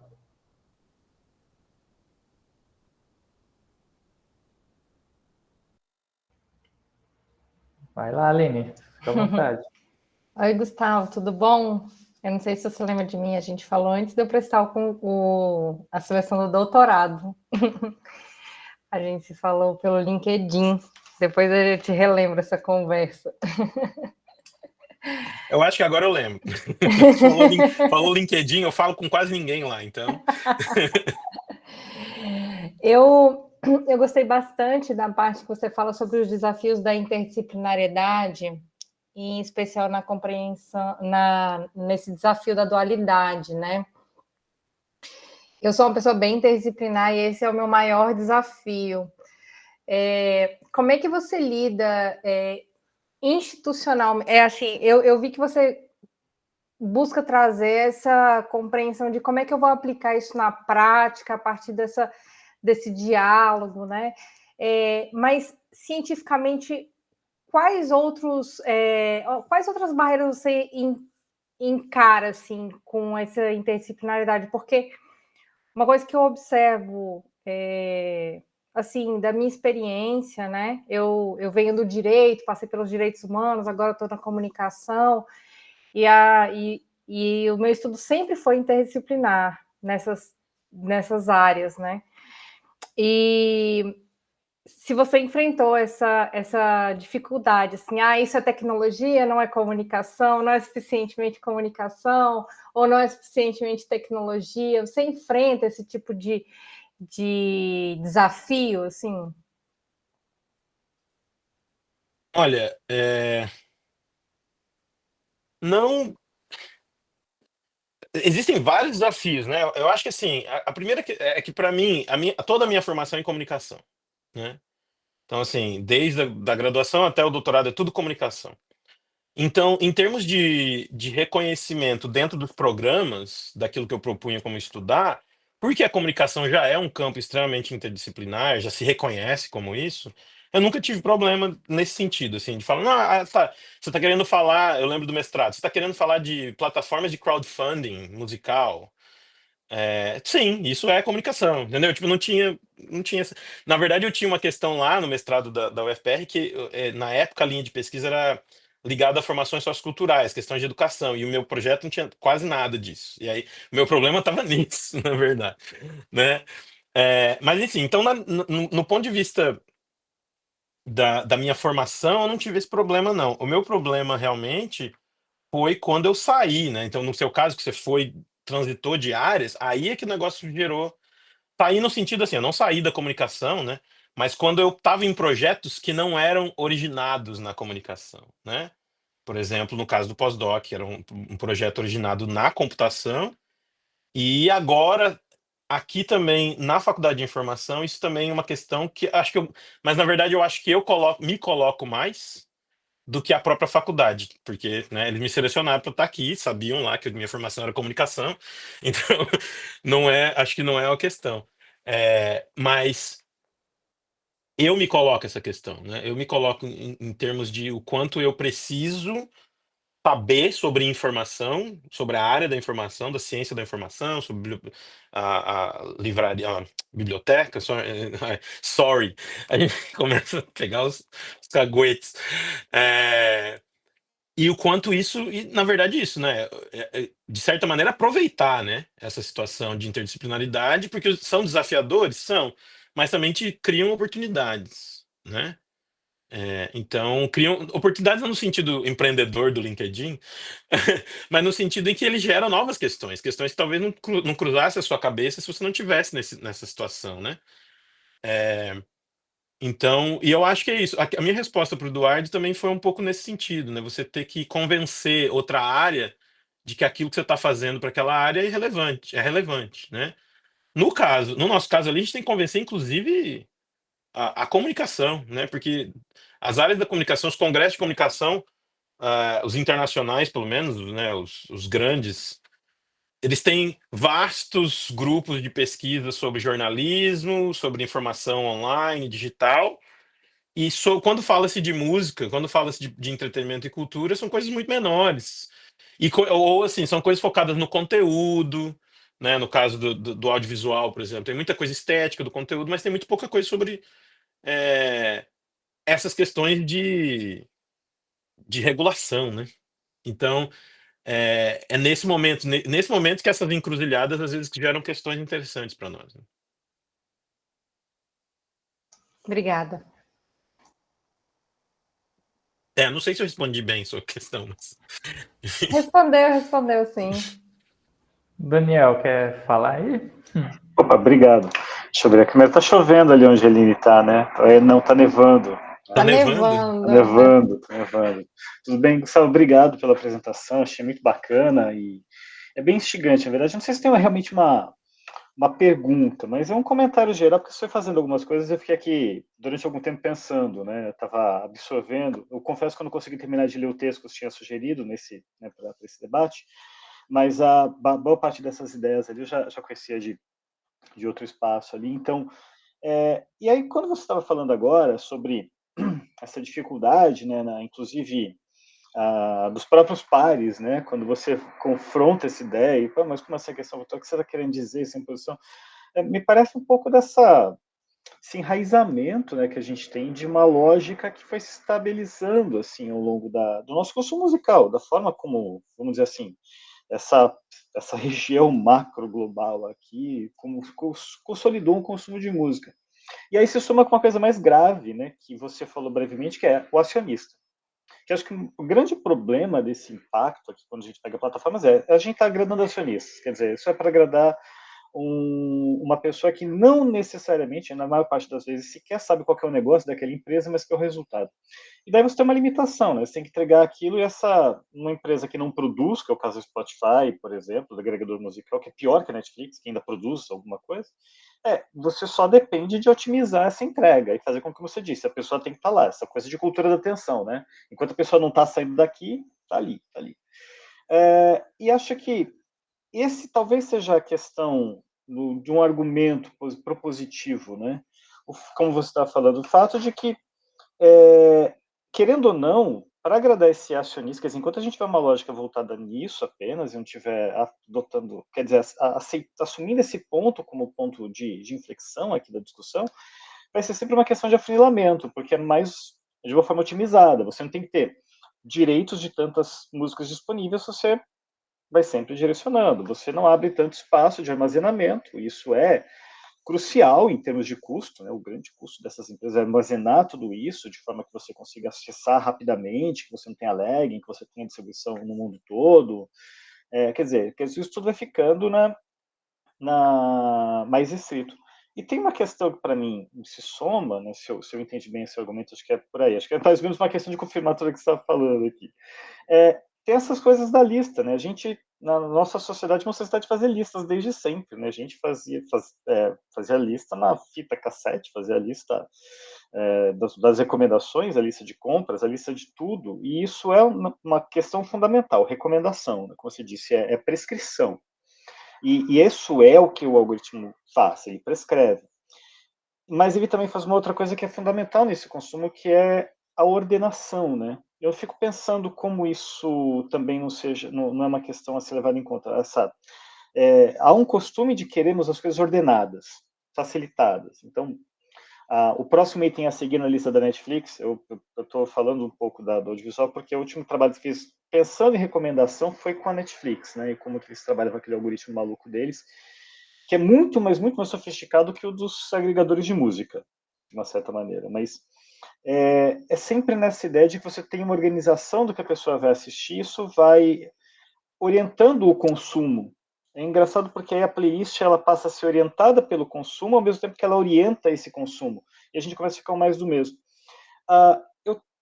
No final das contas, o que me passa é o seguinte, eu queria aí talvez a gente possa discutir um pouquinho mais do que você já captou, do que você tem estudado. Domar o algoritmo é muito difícil, mas hoje não é impossível quando o algoritmo não está bem feito. De novo, tem algumas plataformas de música tem um algoritmo não tão bem feitos assim no seguinte sentido. Você começa, se você tem um gosto muito diverso de música, ele tenta entender o que você gosta. E esse tenta entender, depois de algum tempo, ele começa a tentar te direcionar. E é muito engraçado que ele começa a te dar descobertas dentro de um sistema comercial estruturado pelas grandes gravadoras e raramente vê coisa fora daquele circuito, que é o seu ponto, eu acredito, né? Como ainda tem coisa de fora. Mas o que eu quero dizer é que não é impossível, né? Talvez esses algoritmos parece que o que falta neles é aquilo que você falou também lá no comecinho, que é essa ideia da filosofia da programação do Alchemist, porque esses algoritmos nem sempre estão montados em cima de uma filosofia que não seja uma daquelas visões do Alchemist, que o resto é basicamente só a entrega comercial, não as entregas do gosto. Quer dizer, me parece que tem uma chave aí de um caminho fácil para essa proposta de o que seria quase uma política pública, se a gente pensar no sentido. Mas, enfim. Como eu disse, é uma reflexão mais geral aqui da apresentação para saber como a gente está rodando. Muito interessante isso, porque se expande outras coisas. Eu estou hoje mais interessado em podcast, dentro desses mesmos serviços, e é muito curioso o que os agregadores me entregaram com perfis vazios. E você surpreenderia, na verdade, a entrega que ele faz, totalmente baseada nessa ideia do mais do mesmo. Mais do mesmo, no caso do Spotify, por exemplo, ele entregar uma quantidade muito maior de podcasts de esquerda do que de direita. No Spotify, não no YouTube. O YouTube, por outro lado, me entregou todo o lixo que você pode imaginar, né, logo de cara, e depois lá do 100º resultado começa a aparecer alguma coisa mais interessante. Mas enfim, por quê? Porque em cada uma dessas duas plataformas os usos são diferentes. E esse algoritmo, sem entender nada da pessoa que estava chegando, que eu não coloquei dado nenhum, não falei que era homem, não falei que da idade, não falei nada, só entrei e usei, o que as pessoas estão ouvindo. E esse direcionamento. Se ele faz esse podcast, também tem esse efeito na música muito mais complexo, né? Aqui a gente começa a ter gente pagando e tudo mais, enfim. Acho que é isso. Vamos bater um papo. Legal, legal. Obrigado, Daniel. Eu acho que assim, você sintetizou muitas das coisas que eu comentei mesmo. Eu concordo com a questão da possibilidade, né? Eu acho que é isso. Tem a ver um pouco com essa coisa, meus pontos finais ali, de um certo determinismo tecnológico no discurso, principalmente das áreas da computação, em que o uso da tecnologia, ou a tecnologia como ela está dada, como ela está feita, ela é inquestionável. Assim, não é inquestionável como assim, você não deveria questionar. É que nem passa pela cabeça questionar, né? Nem passa pela cabeça falar assim, será que usar sistema de recomendação é uma boa? Tipo, isso não é, não é uma questão, né? Pode falar. Não, Eu eu achei acho que. que eu acho que não só não é questionável, a questão interessante é que será questionado quando ele for o suficiente. O exemplo, assim, a crise da Netflix, ela está passando por uma crise, que ela não é tão financeira porque ela continua criando métodos de manter a vontade do acionista satisfeita. Mas ela é uma crise, que obviamente ela aconteceu pela alta repetição de fórmulas. O que vai, em geral, a gente vai chegar nisso. Aí sim vai se questionar o uso dado desse algoritmo, né, para você determinar a produção. Mas vai levar tempo, né? Assim, porque você tem razão, esse questionamento só virá, ele não existe, né? E olha que eu trabalhei com gente da tecnologia que é exatamente assim. Mas é isso mesmo. E assim, claro, não vamos dizer que todo mundo é assim, mas existe uma tendência no campo, né? E o meu ponto que eu acho mais interessante disso ainda é que, assim, tanto na publicação desse artigo quanto na minha tese, que era baseada na mesma comunidade ali, que é a comunidade do Rexis, né, que é a conferência da ACM lá, que é sobre recomendação musical, tem gente da indústria nessas conferências, mas, assim, é, isso vem do campo científico da computação, não vem das plataformas, das empresas. Não são as empresas que estão dizendo isso. Isso vem de antes. É por isso, de novo, que eu acho que tem que ter uma questão pedagógica, né? Porque vem do campo científico da computação. Essa visão, né? É, Então, assim, não é só uma questão de, não, a gente foi lá no evento que foi promovido pelo Spotify e todo mundo falava desse jeito. Não, não. A gente foi num evento que é gigante né, acadêmica e as pessoas falam dessa maneira, né? Claro que, como eu disse, tem gente que desafia isso, como o próprio, os dois engenheiros da computação que eu trabalhava comigo ali no pós-doc. Claro que tem gente, né, incomodando ali e tal, mas é pouco, né? Eu acho que a gente depender disso, assim, é muito, muito pouco para a gente conseguir algum resultado. Eu concordo plenamente. Tem uma outra coisa que você disse agora, que só para finalizar, eu prometo que eu abro espaço aqui, deixo o microfone, mas eu não sei como que é no Canadá a relação da mídia pública com o que ela oferece. Porque, assim, a minha experiência na Europa foi a seguinte, especialmente nos países mais capitalistas, como Inglaterra, cara, a lógica é assim, BBC é ótimo, vai produzir coisas que ninguém produz, mas é uma lógica comercial em toda a sua estrutura. E ela se vende com isso, quer dizer, ela está o tempo todo justificando comercialmente sua existência. Então, não foge muito da nossa dinâmica de produção aqui. Foge, em certo sentido, num tipo de produto ofertado, em sua qualidade, obviamente tem outros parâmetros, mas, de um modo geral, 10 de 10 pessoas com quem eu perguntava sobre a BBC a respeito disso, falavam assim, né, ela está o tempo todo se preparando para o momento que ela vai ser privatizada. Ela está há 50 anos preparando para o momento que ela vai ser privatizada. Então, 50 anos ela tem essa mesma lógica. E aí, no Canadá? Como que é essa... É um paralelo muito próximo da Inglaterra, só que com uma influência estadunidense, né? Então, o que você tem aqui, a CBC, que é a BBC canadense, ela foi construída na mesma lógica da BBC, né? Então, ela tem um processo, ela tem um regulamental que é todo ligado a esses princípios e tal, né? E ela não segue a lógica estadunidense, ela segue um parâmetro inglês, assim. Só que, por exemplo, na verdade eu nem sei se a BBC, acho que não, né? Aqui você não tem a taxa, né? Porque lá na BBC você paga uma licença, né? Obrigatória e tal. Aqui não existe isso e a CBC ela veicula comerciais. Ela é como se fosse a TV Cultura de São Paulo, né? Ela se sustenta a partir do Estado, mas também se sustenta a partir de comerciais. E, assim, eu não conheço a história, não li muito sobre a história da CBC, mas o que eu tenho visto é que a lógica de estar a todo momento ameaçada é a mesma, né? Aqui é a mesma coisa. Agora, enquanto o Trudeau está ali, então está no terceiro mandato, né? Essa ameaça não existe em discurso. Claro que o Trudeau é um governo liberal, né? Que não é um governo assim de esquerda, né? Mas enfim, é um governo liberal que tem essa visão também, diria até um pouco elitista do que a CBC tem que ser, né? Então não está ameaçada. Mas existe sempre a lógica do, olha, na próxima eleição ele vai perder, e aí? E aí vai, né? Vai privatizar, vai vender, vai fechar, vai tirar, enfim. Essa é a lógica. E os discursos são os mesmos do campo privado, né? Que é uma concorrência desleal, né? No caso aqui, tem muito esse debate. Porque a CBC tem comercial, então ela está concorrendo com a gente, né? Porque eles aceitam anunciantes, e aí é uma concorrência desleal, porque você tem dinheiro do governo e os anunciantes, e blá, blá, né? Mas não é o mais assistido aqui do Canadá, não.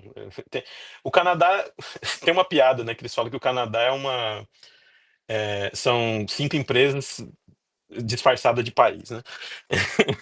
Assim, tem muitos monopólios, né? Monopólios locais, porque tinha essa coisa de você construir os monopólios locais para resistir à imposição, à invasão norte-americana, né? Invasão estadunidense, né? Mas daí os caras controlam absolutamente tudo, né? Quase tudo. Então, os canais de TV são todos do grupo Bell, que tem a internet, que tem telefone celular, que tem uma série de coisas, né? Entendeu? Então, é assim. Tá certo, obrigado. Acho que enfim, isso acaba impactando também toda essa discussão, né? Se você não tem uma mídia pública que consegue ter essa orientação mais ampla, já vai ficar mais difícil ainda. Obrigado, gente.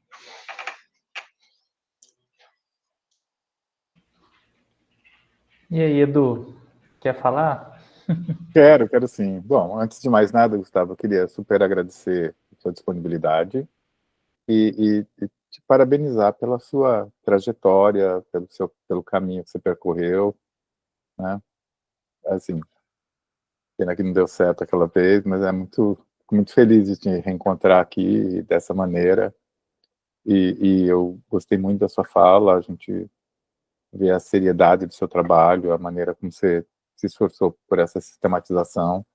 E eu não domino tanto o tema, né, já foram feitas perguntas interessantes. Eu tinha duas questões que são bem distintas, mas que tocam algumas coisas que você colocou. Uma é mais geral e foge até um pouco do tema, mas é sobre esse interesse em música e sobre as playlists, tudo.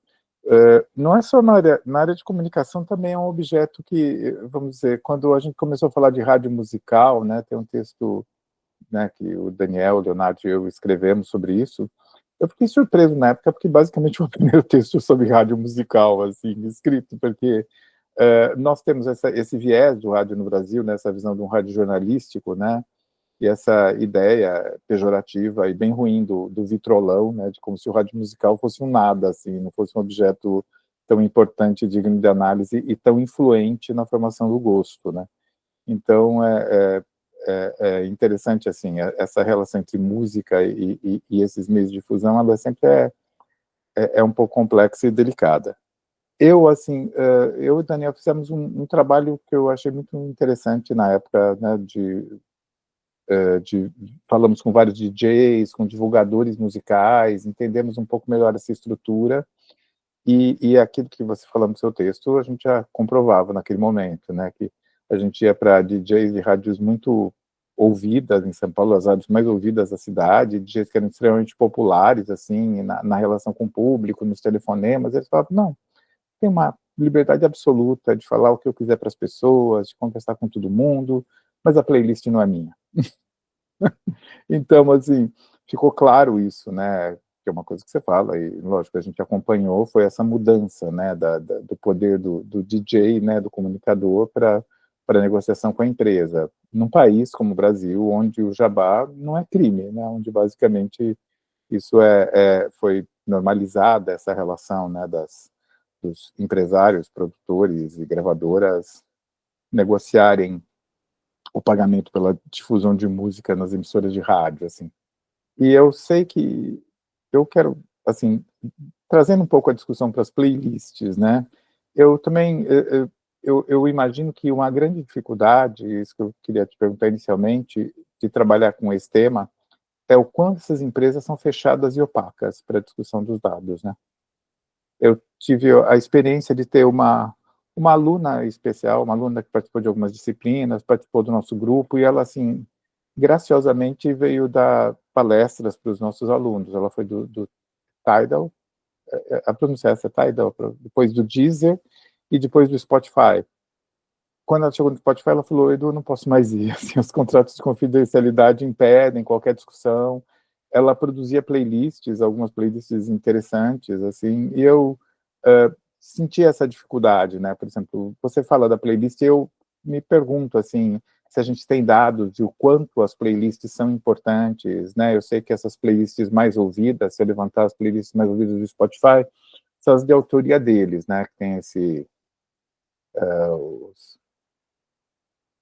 o Top 50 Global, Today's Top Hits, o Viva Latino, o Baile Reggaeton, pelo menos são as que foram mencionadas aqui numa busquinha do Google. Eu te pergunto, e a gente tem alguma ideia de como elas são construídas também, além da questão do algoritmo?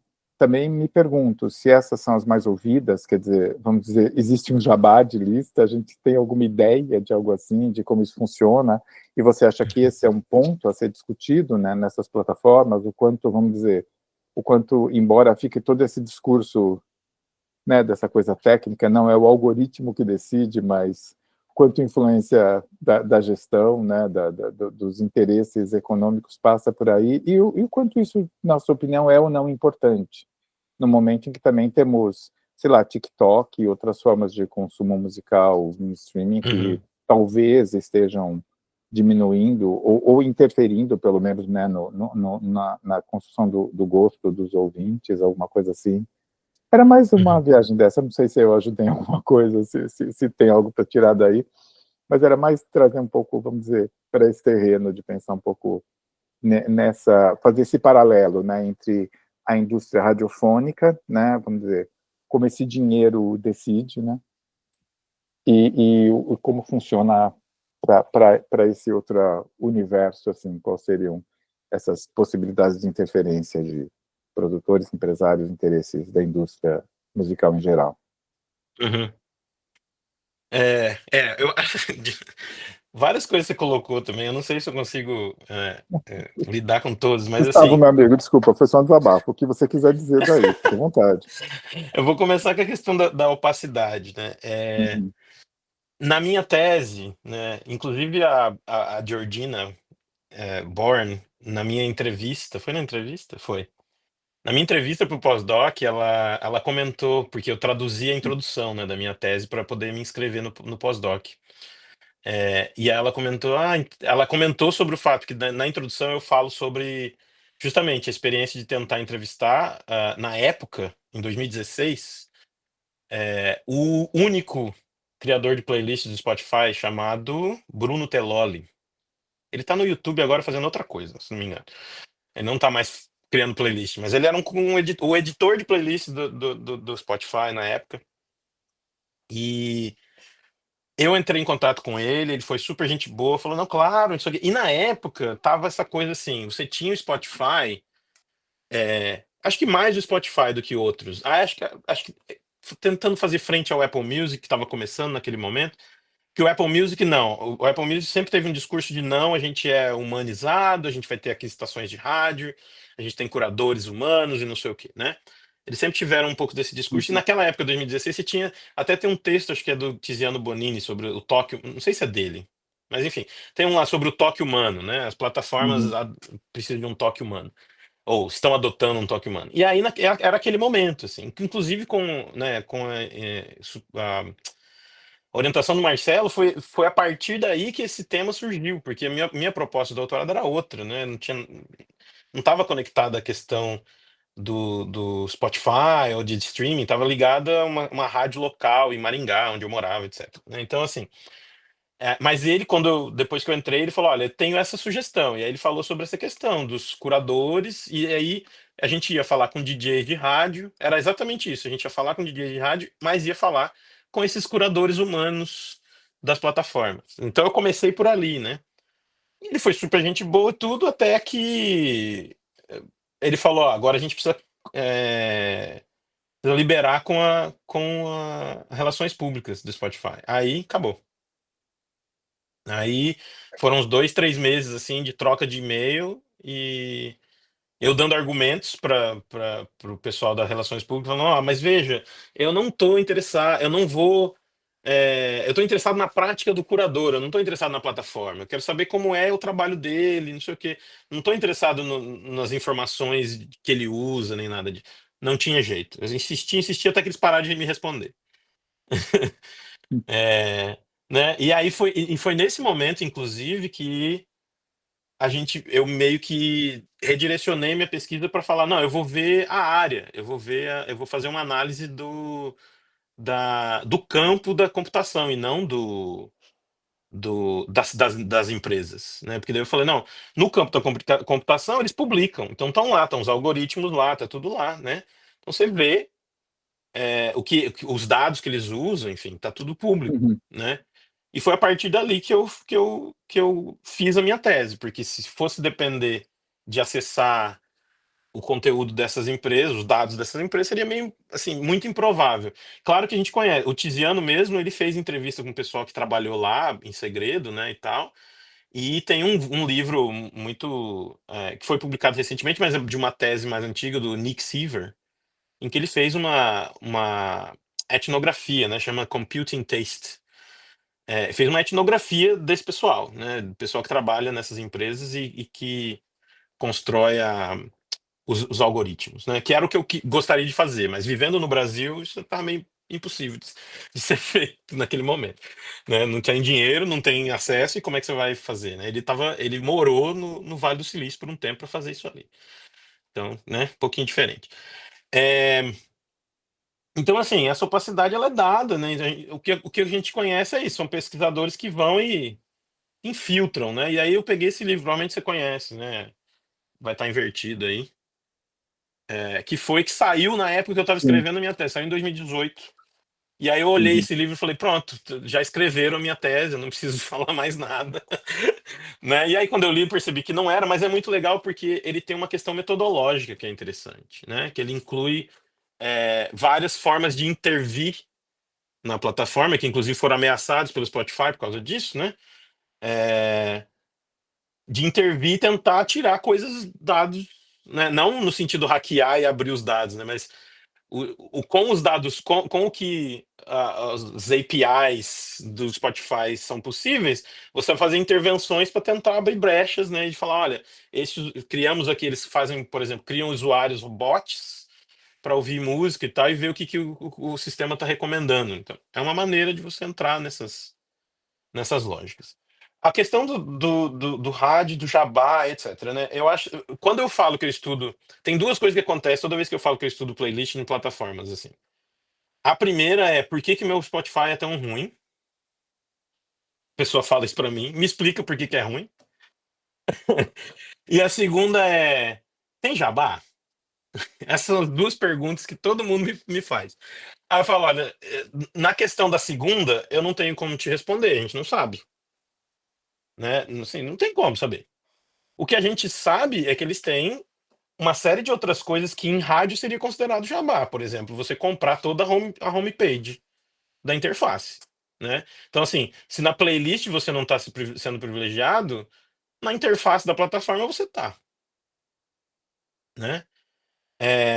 E assim, a posição pública é que não tem, né? Porque a posição pública, inclusive, alguns anos, um ano atrás, um tempo assim, eles indicaram que iam dar essa possibilidade lá de você comprar posição na playlist, uma coisa assim e tal, e foi uma grita e tal, isso não apareceu de novo.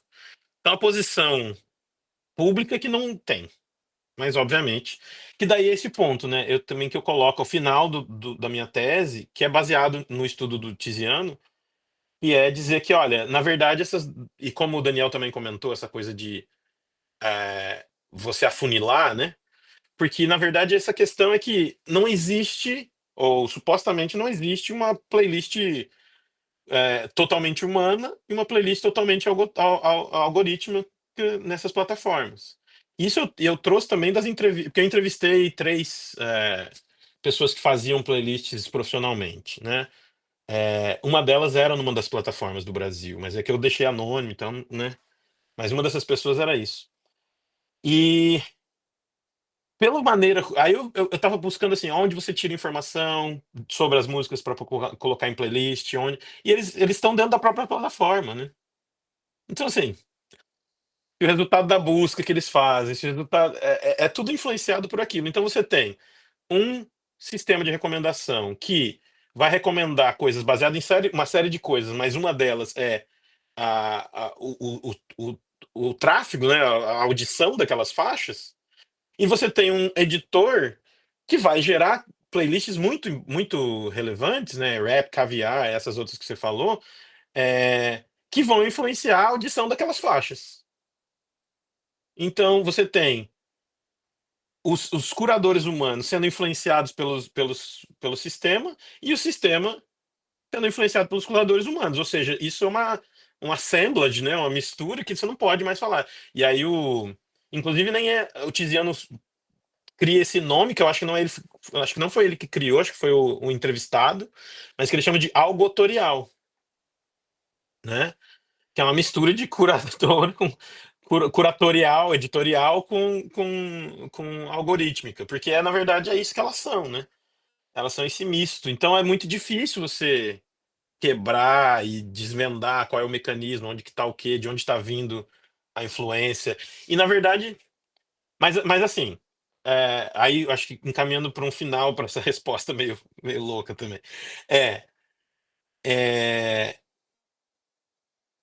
o Nick Seaver, ele fala que a gente tem que até desafiar essa ideia de caixa preta e tal, e fala, não, é, a gente tem mecanismos de entender, a gente já entende muito bem esses softwares, a gente não precisa ter os dados deles. Claro, se a gente tivesse, seriam novas informações, mas a gente já sabe. É isso, se você olhar o que está sendo publicado, você vai ver quais são os modelos, você vai ver tudo isso. Hoje o negócio aquilo que faz o chat GPT funcionar, que é o que ele chama de transformers e tal, que eu não consegui entender direito ainda, mas enfim, é um jeito de construir os algoritmos.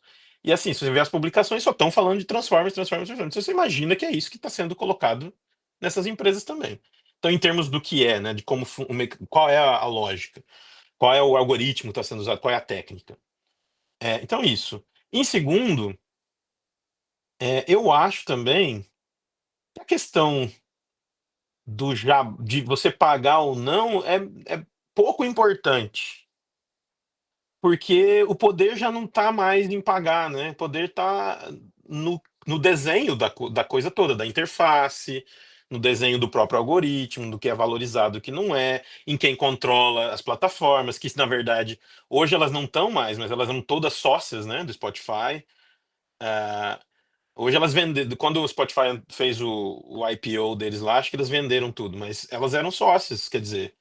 E mesmo que não sejam sócias, né, você vê, ela, elas, quem tá, os artistas que estão na plataforma por meio das majors, eles não estão no mesmo contrato dos independentes, das pessoas que não têm major. Isso é negociado de maneira diferente, né? As majors só têm conteúdo no Spotify. Eu não sei, eu sei do Spotify porque é o que se fala mais, né? Eu não sei se nas outras é assim também, mas provavelmente é. Elas negociam pagamento adiantado, né? Elas recebem antes de ter as contas de quanto quem ouviu, quem não ouviu. Quer dizer, então assim, de, né, receber royalties. Então assim, importa se elas estão pagando para aparecer ou não estão? Não sei se isso importa, né? No final das contas, o que importa é como é que esses contratos estão sendo feitos sem qualquer controle, sem qualquer regulação, sem qualquer publicidade, né? Acho que isso é muito mais interessante de se discutir do que se está pagando para aparecer na primeira ou na segunda, que se não está pagando, está aparecendo do mesmo jeito. Claro, super entendido. Não, para mim era mais essa questão da opacidade mesmo, e discutir. E é Uhum. claro, né, também a playlist, vamos dizer, talvez seja uma etapa final, né, de todo um processo que hoje relaciona fortemente música e imagem, né, o videoclipe, a promoção, a inclusão, sei lá, num filme, em alguma coisa, tudo que acontece, tudo que cerca as possibilidades de difusão da música, né, antes, né, não acho que é o Spotify em si que vai dar essa visibilidade, né, ela tem que vir antes, né, e é uma indústria E que... outra coisa que só Não, que claro. eu me lembrei, que eu não toquei na questão do rádio, né? Assim, do rádio como rádio mesmo. Aí, assim, o meu negócio com rádio vem do Marcelo, né? Aham. Eu entrei ali propondo um estúdio de rádio e tal, e ele falou: mas seu trabalho tá com cara do Michael Hirschman, porque tinha música independente, não sei o que. Eu falei: tá com cara, mas não era isso, né? E aí, enfim, aí eu fui desenvolvendo essa coisa do rádio, da discussão do rádio. Então, o que eu vou falar é uma coisa um pouco mais rasa do que algumas pessoas que são mais especialistas, eu acho. Mas o que eu penso é o seguinte: a primeira coisa que acho que isso é senso comum dizer, né? Que o rádio é o meio em morte o tempo todo, né? Tá sempre morrendo, né? O tempo todo tá morrendo, faz 20 anos. Eu tenho 40 anos, faz 30 que eu ouço que o rádio tá morrendo, né? Então, assim, que eu acho. O que eu quero dizer com isso é que, assim, não tá, né? Não vai, né? Ele muda, ele se torna outra coisa, etc., mas não acaba. E aí me leva para a segunda coisa, que é essa insistência de alguns, e aí essa é um pouco mais raso, né? Porque eu não vejo, assim, não posso dizer que eu vi todo mundo falando sobre isso, mas assim, tem essa coisa de querer manter o rádio no seu. O rádio é aquilo ali, ó, naquele seu quadradinho, né? Que é mais ou menos isso que eu estou tentando propor com essa ideia de olhar para as bibliotecas como fontes interessantes para se pensar. E eu estou falando de estação de rádio, né? Eu não estou falando de rádio na internet só, né? Eu estou falando dos espaços físicos das rádios que deveriam ser mais abertos e comunitários. E no caso da música, porque igual você falou, a gente fala-se muito em rádio de jornal, mas assim, pelo lado do jornalismo. Mas a questão, para mim, da música é que esses podiam ser estúdios, espaços de produção musical local, que as pessoas podiam estar lá presentes, influenciando, e a rádio influenciando com o seu catálogo e disponibilizando assim diferentes experiências com DJs juntos, não sei, criando um novo espaço, que aí é isso assim, que eu estou tentando pensar um pouco o que as bibliotecas fazem, né? Pelo menos aqui no Canadá, né? Nos espaços do norte global, que eles têm um pouco mais de dinheiro, um pouco mais de atenção do que no Brasil, no caso, né? Mas é isso, tirar o rádio dessa coisa do rádio dos anos 50, da Era de Ouro, e trazer para e não falar trazer para a era digital, não, trazer para outros espaços, para outras lógicas, transformar esse rádio, tanto a radiofrequência quanto o espaço da estação em uma outra coisa, tentar imaginar um pouco mais, né? Porque fica nessa ideia de rádio ali, a estação comercial sendo paga para colocar as músicas. E fica, né? E é isso, como você falou, já está naturalizado. Eles influenciam, né, as mais ouvidas no Brasil. Pelo menos agora eu não lembro, mas tinha alguns estudos na época que eu estava escrevendo sobre isso, para minha tese, que estava claro, assim, você tinha um relacionamento direto entre o que estava no streaming e o que estava no rádio. Então, quer dizer, tá oferecendo algo diferente do streaming? Essa é uma questão, né? Enfim.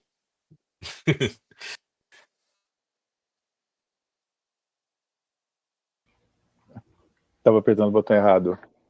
Gustavo, perfeito, muito obrigado. E é muito bacana, isso aqui é mais do que fazer perguntas e respostas, é justamente a gente estabelecer diálogos que eu espero que continuem. Tá? Obrigado mesmo. Viu, eu tenho uma pergunta aqui da Raquel. Ela teve que atender uma televisão, olha que chique.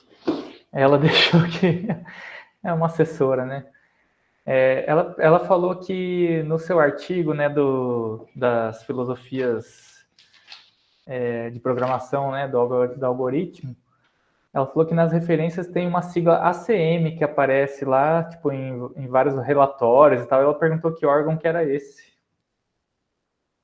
A ACM é a Association for Computer Machinery, que é assim a maior associação de pesquisadores de computação aqui da América do Norte, acho que internacional, mas não é só computação, você tem interação humana, tem sempre computador, né? Mas assim, interação humano-máquina, tem questões de. Eles têm. E daí, assim, o ACM que eu estou citando lá, porque vem. São eles que organizam, esse órgão é que organiza a REXIS, né? Que é a conferência de sistema de recomendação. Então, eles têm isso, eles têm vários subgrupos, é uma coisa gigantesca. Eles têm vários journals, várias revistas que têm publicações acadêmicas em várias áreas diferentes, né?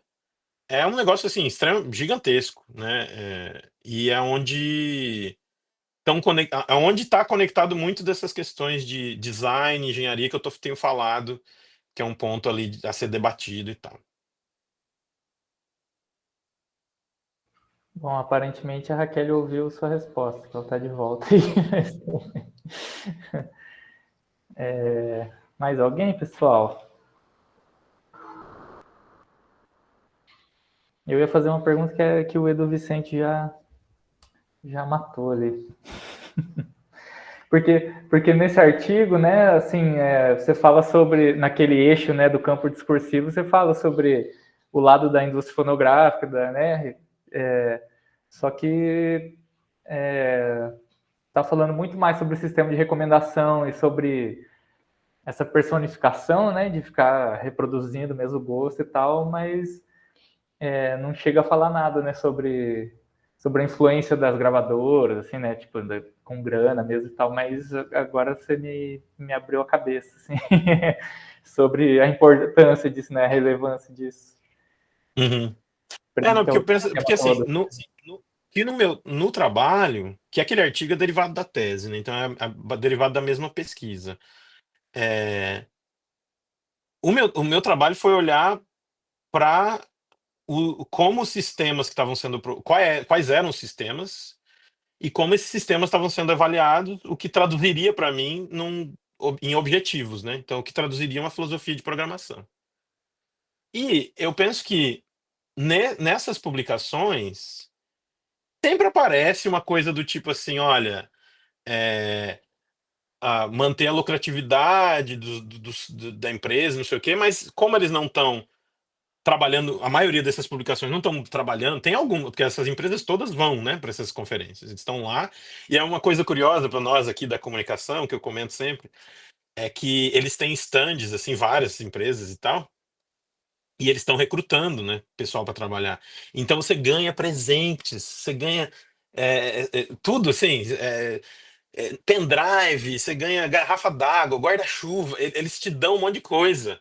Eu falei assim, na comunicação isso não existe, né? O máximo que tem uma banca de livros é comprar os livros, né? Então é muito difícil. Então, assim, não estou dizendo que elas não estão presentes, elas estão presentes, né? E claro que vão influenciar ali a maneira como as pessoas se comportam, né? De certa maneira, porque elas estão lá. Mas, de modo geral, as publicações não estão ali para defender as companhias, né? Elas estão ali para lidar com problemas da computação, né? Esse tipo de questão que eu estava falando ali. Então, assim, como conseguir criar a playlist gastando menos computador, como fazer com que a playlist seja diversa sem comprometer lucratividade. Esse tipo de questão que eles jogam, né? Então, não vai aparecer, né? Não vai aparecer alguém, não vai ter um estudo lá falando assim, olha, algoritmo para inclusão de pagamentos de posição, né? Isso não vai aparecer lá, porque não é o interesse deles, das pessoas que estão publicando lá, né? É como se a gente fosse no Intercom e publicasse textos falando como promover a Rede Globo, sei lá, né? Entendeu? Não é isso que eles estão fazendo. Então é por isso que não aparece. E eu, não, e eu me propus a não olhar para isso. Eu estava olhando para o discurso científico sobre isso, né? Porque justamente eu não tinha acesso a pessoas dentro das empresas e eu não estava perseguindo essa questão.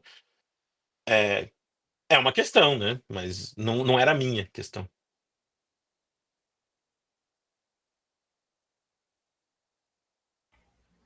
E se fosse essa questão, quem sabe não sairia o trabalho, né? Pois é, né? O que eu classifiquei no final ali foi dizer, olha, o que aparece para mim nesses textos, né? Aparece uma exacerbação do discurso técnico, né? Do discurso eu estou aqui para fazer circular a música, né? Estou aqui para ajudar, promover a melhor experiência do usuário possível, baseado em texto científico, né? Em dados, né? Não aparece assim, não, nós estamos aqui para promover a indústria musical, né? Isso não aparece. Que é o que aparece às vezes em algumas filosofias de programação humana, né?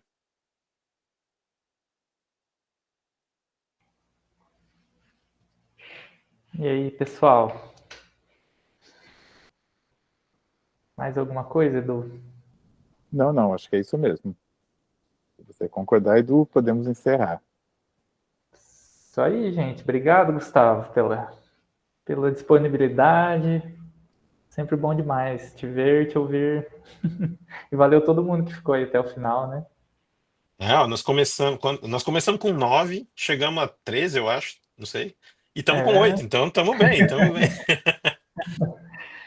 Eu isso não, eu aí. não olhei eu não olhei o chat ali, não sei se tinha alguma pergunta, mas enfim, se tiver. Ó, no meu slide tinha um Não, e-mail, mas ó, diga, diga. não, eu olhei, não Não, tinha. tá. Se quiser, qualquer coisa, tem uma coisa que eu comentei com o Eduardo e vou comentar aqui também. Primeiro, claro, queria agradecer o convite e agradecer a conversa, ótima. A gente sempre quer essas conversas, né? Me ajuda a organizar o pensamento também, né? E, ah, mas além disso, eu queria dizer que eu começando esse trabalho, que agora realmente é um trabalho fixo, né? Que não era um pós-doc, um contrato de um ano, aquela coisa. Uma das coisas que eu quero muito valorizar mesmo o intercâmbio, né? E a relação de ideias com o Brasil e com essa rede de pessoas que pesquisam essas coisas que me interessam, né, que a gente gosta muito. Então, qualquer coisa nesse sentido, que obviamente não precisa de dinheiro, que não tenho, mas qualquer coisa que for para a gente interagir, visita, vir para cá, conversar com outras pessoas, que são coisas que me interessam tanto como indivíduo acadêmico, mas para minha carreira também. Então, eu adoraria manter esse contato e manter que a gente faça mais desse tipo de coisa. É isso. Muito obrigado, gente. Obrigado você. E a gente sempre vai avisar quando tiver os próximos encontros, né? Se você quiser participar também aí, discutir, né? E é isso. Então... Se não for na terça-feira, É verdade. às 2 da tarde. Porque, né, semestre que vem, não. Semestre que vem, terça-feira também, mesma coisa. Então. Aham. Não, mas às vezes rola uns horários diferentes. Claro, não. A gente organiza uns horários alternativos. Obrigado e vou para a gravação, então. Muito obrigado, Gustavo. Gente, obrigado.